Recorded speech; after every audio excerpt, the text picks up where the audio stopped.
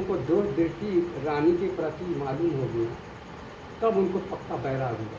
और इस शब्द पूर्ण सुनते हैं, बताते हैं कि हिंदी में उसका अनुवाद किए हैं, जो शायद उसका प्रमाण दिए, प्रमाण साबित किए हैं।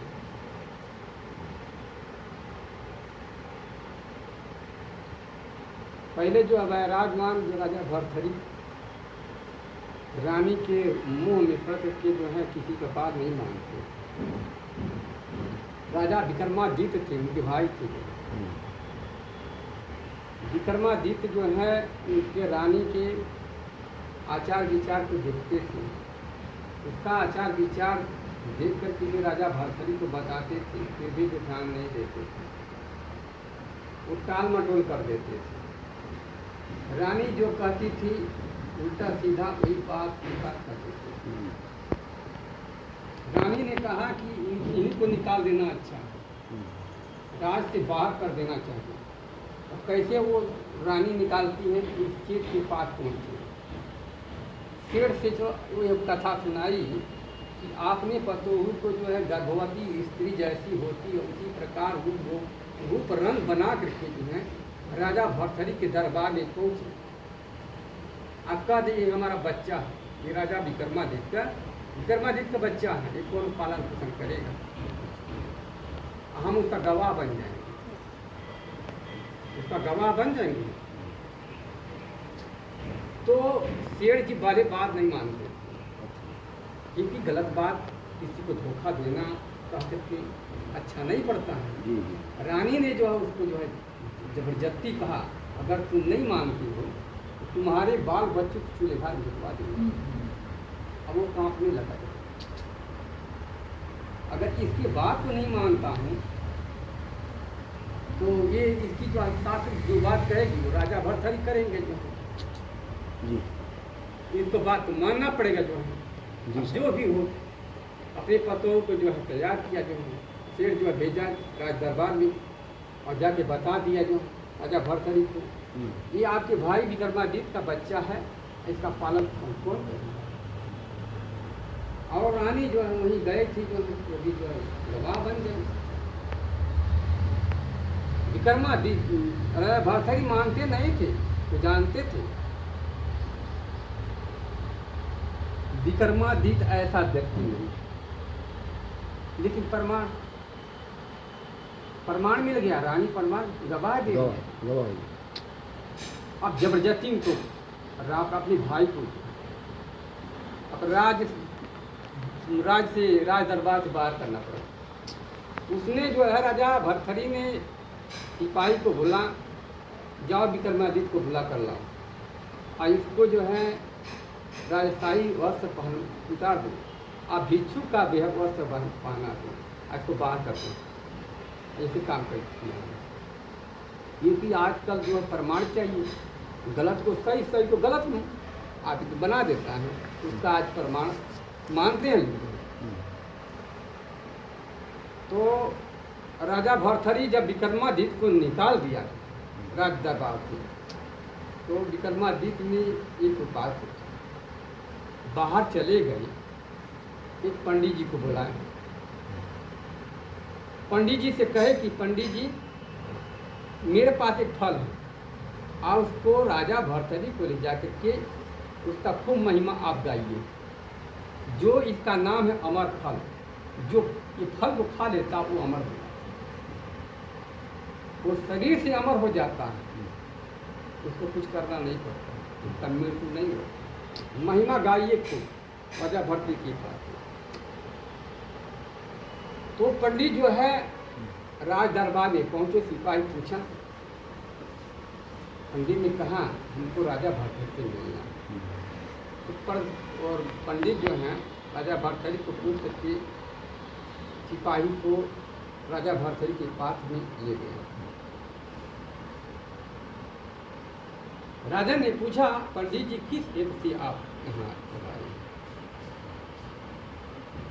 पंडित ने कहा, राजन एक फल मेरे पास है, उसका नाम है अमर फल, जो खा लेता है वो अमर हो जाता है। मैं तो जानता, मैं तो ये सोचा था आप तो राजा हैं, कि देश के राजा हैं, आप खा लेंगे, मर रहेंगे, देश का रक्षा करेंगे, इस हेतु से मैं आपके पास आता हूँ। राजा जो है ये सोच करके अब सोचा, राजा का प्रेम जो है रानी के प्रति विशेष था। पंडित जी को विदाई कर दिया दक्षिणा देकर। राजा ने कहा इसको हम खा लेंगे, लेकिन फिर बाद में जो है राजा ने सोचा कि यह फल जो है रानी खा लेगी और अच्छा होगा, वो इष्ट पूर्ण होगा, उसका कभी कभी विनाश नहीं होगा, वो शरीर से भी अमर हो जाएगी, हमको सुख हमेशा मिलेगा। यह समझ करके राजा रानी के दरबार में पहुंचे, रानी के महल में। राजा ने रानी से कहा कि मैं आपके पास एक फल लाया हूं, जो खा लेता वो अमर हो जाता है, ये फल को आप खा लो। रानी भी जो है कहा अभी तो स्नान नहीं किया, हम भी खा लेंगे, लेकिन वह रानी दूसरे से प्रेम करती थी। अब विक्रमादित्य ने जब भाई से कहा तो नहीं मानते थे। उसने जो है रानी ने सोचा कि मैं ये फल को नहीं खाऊंगा, मैं बाद में खा लूंगा। उसके मन में तो दूसरा भाव था। राजा भर्तृहरि को जो है कह दिया कि मैं खा लूंगा, स्नान करूंगा, स्नान करने के बाद राजा जो है अपने महल में पहुंच गए। अब रानी सोचती है यह फल जो मेरा प्रेमिका जो खा लेगा वो मर रहेगा, हमको कुछ मिलेगा नहीं। अब वह जो है उसका प्रेमिका पहुंचा तो उसको फल दे दिया। अब वह प्रेमिका जो है वेश्या से प्रेम करता था, रानी से प्रेम नहीं करता था, वो वेश्या से प्रेम। उसने कहा हम फल खा लूंगा, लेकिन अभी नहीं खाऊंगा, बाद में खाऊंगा। रानी उसको फल दे दिया, लेकर चला गया। भक्ता भाव उसके अंदर भी भाव था कि वेश्या खा लेगी, अमर रहेगी। अब वह जो है वेश्या के पास में पहुंचा तो उसने कहा ये खा लेगी तो हमेशा सुख मिलेगा, इस हेतु से जो उसको दे दे। और वो वेश्या सोचती है जवानी में किसने पुरुषों के जीवन को खराब कर दिया, अगर मैं ये खा लूंगा अमर हो जाऊंगा तो अभी जो पता नहीं कितने व्यक्ति के जीवन को खराब हो जाएगा, कितने व्यक्ति का जीवन खराब हो जाएगा। उसने सोचा नहीं, मेरे को फल खाना उचित नहीं है, यह फल ये देश का जो राजा है वो फल खा लेगा तो अच्छा, वह फल खा लेगा, देश का रक्षा करेगा। उसने जो है अब फल को लेकर के पहुंच गए। सिपाही कहाँ, सिपाही वहाँ दरवाजे के पास खड़ा था। सिपाही से कहा जाकर के राजा भर्तृहरि को बता दो, एक वेश्या जो है फल लेकर के। राजा भर्तृहरि ने कहा जाओ उसको बुला कर लाओ। तो सिपाही जो वेश्या को बुला कर ले गया। राजा भर्तृहरि ने पूछा किस हेतु से यहाँ आए हो? उसने कहा मेरे पास एक फल है, उसका नाम है अमर, और उसको देने के हेतु से जो है मैं आया हूँ। अब तो वो है राजा को दे दिया।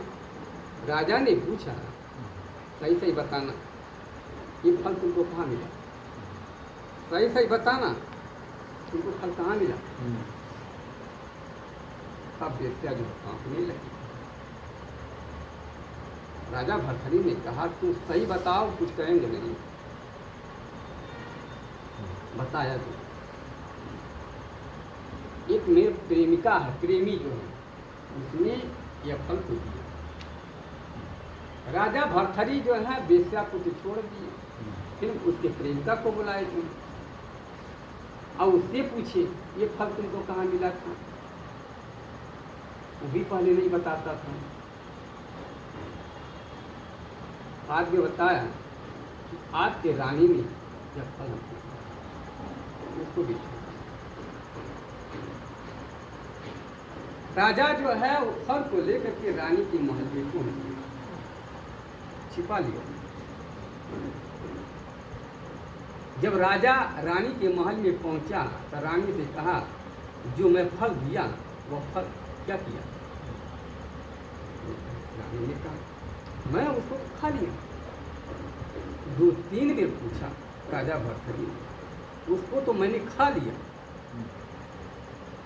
तब राजा भर्तृहरि उसको फल दिखाया। अब तो जो है अब समझ गया मेरे छल कपट को, जो है राजा भर्तृहरि राजा भर्तृहरि का समझ गई, वह मूर्छित हुई, गिर गई, मर गई कुछ भी हो। अब फिर राजा भर्तृहरि को ही बैराग हुआ, पक्का जी पक्का बैराग वही हुआ। अब फिर राजा भर्तृहरि विक्रमादित्य को बुलवाए, उनको गद्दी पर बैठा, अपने से निकल गई। जब मनुष्य को सच्चा बैराग होता है तब जो है दोष दृष्टि जब होता है तब उसको पक्का बैराग। राजा भर्तृहरि को जो है पूर्ण रूप से दोष दृष्टि जो है हो गई थी। उनका पूर्व का संस्कार था उत्तम, दो दृष्टि होने पर जो है उनको पक्का है, उसको उत्तम कर। कुछ होते हैं जो है दो दृष्टि होने पर भी जो टाल मटोल कर देते, आसक्ति जल्दी छूटती है, आसक्ति छूटती है, थोड़ा समय के बाद उनकी छूटती है, ऐसी बात नहीं, तत्काल नहीं छूटती। थोड़े समय के बाद आसक्ति छूट जाती है। जब दो दृष्टि मालूम हो जाएगा तो वह छूट भी जाएगी, कुछ बात नहीं। लेकिन कनिष्ठ होती हैं उनको दो दृष्टि होने पर जो कुछ कोयला हो न जरा जो सोमन का कोयला पर जो है कितना साबुन लगाया जाए लेकिन वह साफ नहीं।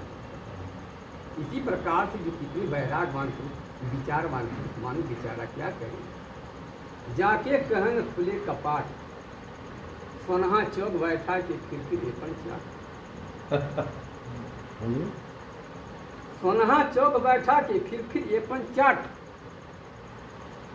माताएं जो है कोई त्योहार मानती हैं तो दरवाजे के सामने उसको पूर देती हैं आटा, चौक आटा से।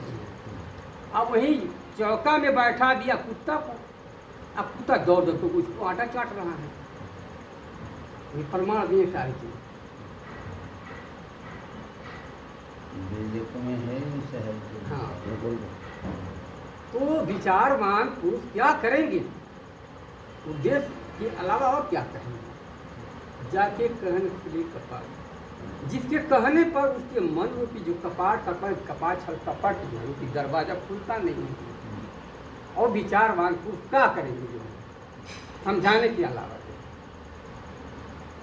गुणिया तो गुण ही कहे, निर्गुणिया गुण ही गिना, बैला ही दीजिए जाए पर क्या बुझे। तो बैल जो होता है उसको सुगंधी जायफल देने पर वो क्या समझता है? जो समझता नहीं है वो खाएगा कैसे? जब वो समझता नहीं है बैल तो खाएगा कैसे? बैल का ये होता है अर्थ ये नहीं है, बैल बुद्धि जिसकी आती बुद्धि जो है मनुष्य का तो है लेकिन बुद्धिमान कार्य बड़े कुलू जुरे बड़ी बुद्धिना, जैसा पूर्व जाए कर मीठा लग जाएगा। प्रमाण दिए मानव शरीर, अब बड़े का अर्थ यही होता मानव शरीर। मानव शरीर से यहाँ होता है जो भी जो है माता के द्वारा उत्पन्न होते हैं मानव शरीर भगवान होते हैं, उनको भगवान कहते हैं। भगवान कहते हैं, ये मनुष्य ही भगवान कहते हैं। भगवान इसके कहते सद्गुण संपन्न बुद्धि युक्त को भगवान ही कहते हैं। अब चूंकि वो अपराधी या चुकने पर तब उसको अपराधी मानते हैं। जब विशेष आदमी जो है खुरापात करता है, अपराध करता है, उसको दंड मिलता है कि नहीं मिलता। यहाँ तो दंड मिलता, दुख होता, परेशानी मन को सहन करना पड़ता है अपनी कुछ। अभी तो दुख है, ये तो अपराध है। ज़्यादा अपराध करता है तो दंड होता है, उसका जो है फांसी पर चढ़ा दिया जाता है। और जो है यहाँ नहीं, जब चुक जाएंगे तब कहाँ जाएंगे, 84 में जाएंगे, परेशान होना पड़ेगा। सह घनेरी लात, सह घनेरी लात, मानो जन्म न पाए कि चूके वक्त की घात, आ जाए पड़े भौचक में सह घनेरी लात। लात का अर्थ ही होता बहुत दुख सहन करना पड़ता है। लात का अर्थ यहाँ होता है बहुत दुख होता है। 84 में जाएंगे तो बहुत दुख तो सहन करना ही पड़ता है। अब दुख के अलावा तो और कुछ नहीं मिलेगा। अब पछताने का वाला कुछ नहीं होगा, केवल हाथ में रोने और पछताने के अलावा कुछ हाथ में नहीं आएगा। हर जगह उत्तम मध्यम हो, गृहस्थ हो, वैराजमान पुरुष हो, हर जगह उत्तम। कौन आया है जो? हाँ, अभी चले गए थे।